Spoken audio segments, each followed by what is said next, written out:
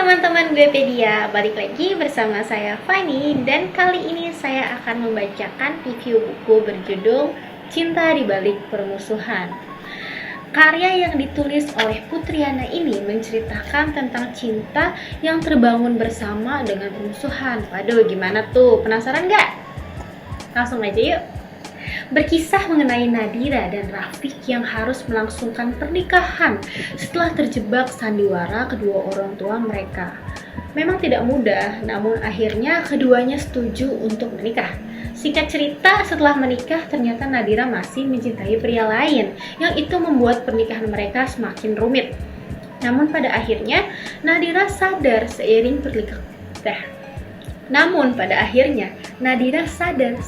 perlakuan baik Rafiq yang selalu terlimpahkan padanya. Sayangnya, setelah mencintai Rafiq seutuhnya, pria itu malah kecelakaan dan melupakan Nadira. Pada akhirnya kisah ini berakhir bahagia setelah Rafiq kembali mengingat Nadira dan juga Nadira yang berhasil mewujudkan setiap impiannya. Penasaran? Langsung aja yuk kita masuk ke spoiler.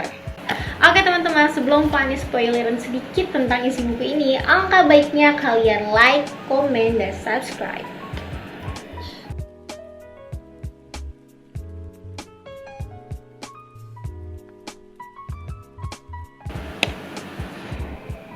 Usil, satu kata ini membuat Nadira sangat membenci Rafiq. Kelakuan pemuda itu yang terlalu hobi menyulut emosi, lambat laun membuat Nadira memberinya gelar sebagai musuh. Satu hal yang selalu Nadira harapkan, bahwa ia tidak terus bertemu dengan pemuda super menyebalkan tersebut.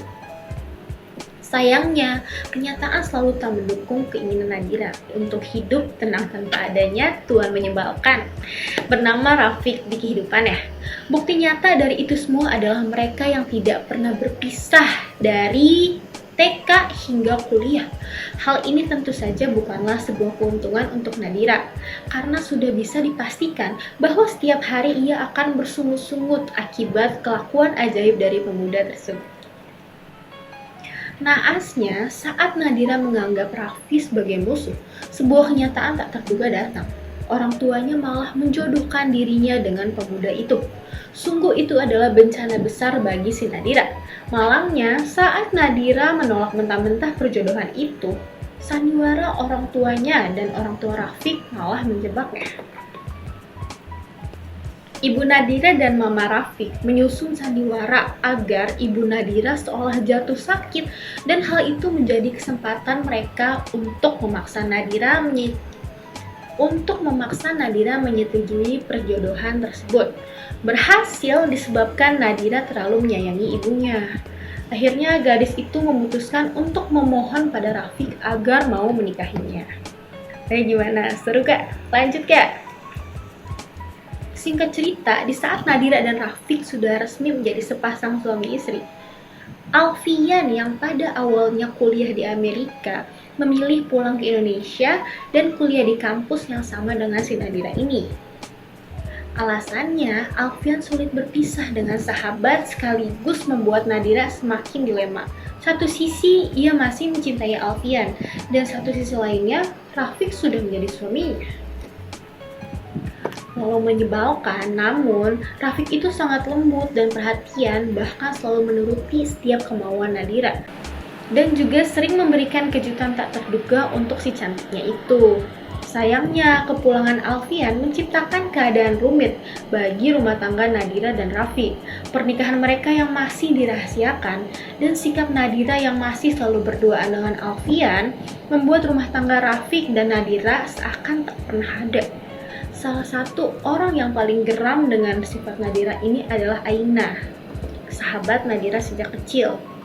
Namun pada akhirnya, Nadira berhasil luluh dengan perlakuan Rafiq dan mulai mencintai pria itu. Namun di saat yang bersamaan, disitulah ujian datang. Rafiq amnesia setelah mengalami kecelakaan yang hebat akibat ulah jahat liara yang benar-benar terobsesi pada pria tampan itu. Hal yang paling membuat Nadira semakin terpuruk adalah sebagian ingatan Rafiq yang hilang adalah semua memori tentang dirinya.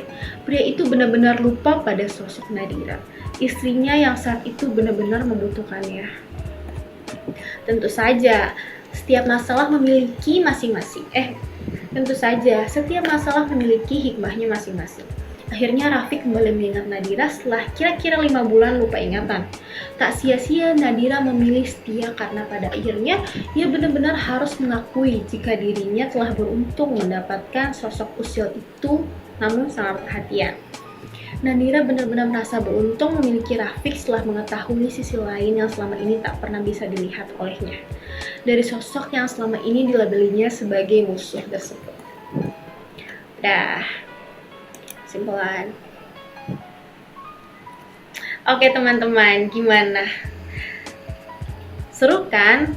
Kalau kalian berminat langsung aja yuk cek di website www.guepedia.com atau kalian juga bisa melihat link di deskripsi bawah ini ya. Buku ini tuh memiliki kesimpulan bahwa cinta itu bisa hadir kapan saja. Begitu pula dengan yang dirasakan Rafiq dan Nadira. Ada kalanya hati memang akan sakit saat cinta harus dipatahkan oleh takdir.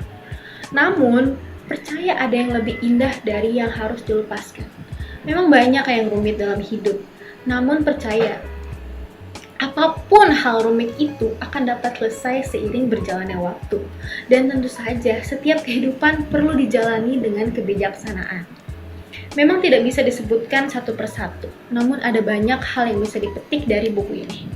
Mulai dari masalah kehidupannya yang meliputi persahabatan, kekeluargaan, dan ada juga persaudaraan. Oke teman-teman, sekian dulu review buku dari Fanny. Jangan lupa kalian kasih like, komen, dan subscribe. Dan jangan lupa juga share ke teman-teman kalian agar kalian bisa melihat lebih banyak lagi review-review buku selanjutnya.